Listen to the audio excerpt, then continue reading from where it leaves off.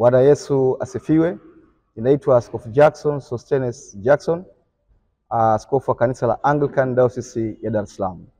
Nichukue nafasi hii kwa furaha kubwa sana kukukaribisha na kukualika katika kongamano letu la 3 ambalo litafanyika tarehe 4, 5 na tarehe 6 kuhitimishwa kwa fellowship pamoja, ambapo ratiba hii yote itafanyika katika kanisa la Mtakatifu Bartholomayo Ubungo. Tunakualika kushiriki nasi jambo hili ambalo limekuwa ni jema, na kama nilivyosema, huu ni mwaka wa 3 tukiwa na kongamano hili kubwa na lenye baraka.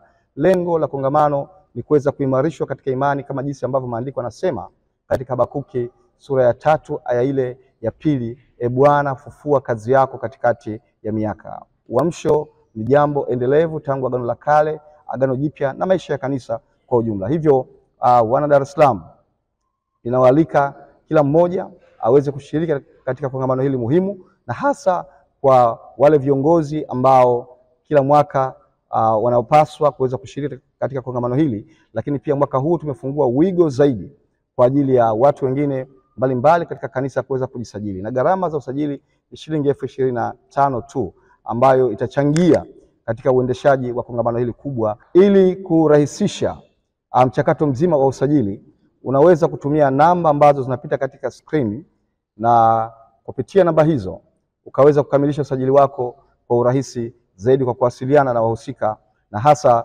idara yetu ya uinjilisti. Walimu mbalimbali tutakuwa nao kutoka ndani ya dayosisi yetu wenye vipawa mbalimbali, lakini pamoja nao tutakuwa na Baba Askofu George Mark Fihavango, dokta kutoka Dayosisi ya Kusini kanisa la KKT, na tutakuwa na Baba Askofu Mkuu mstaafu Donald Mtetemela. Muda wa kongamano ni kuanzia saa 2 asubuhi mpaka saa 12 jioni katika siku hizo zote, ila siku ile ya Jumapili tarehe 6 tutaanza saa 8 mchana ratiba yetu na kuisha saa 12 jioni. Nikualike kwa ajili ya kuimarishana katika imani, lakini pia kuwa na muda mzuri sana kwa ajili ya maombezi na huduma nyingine mbalimbali.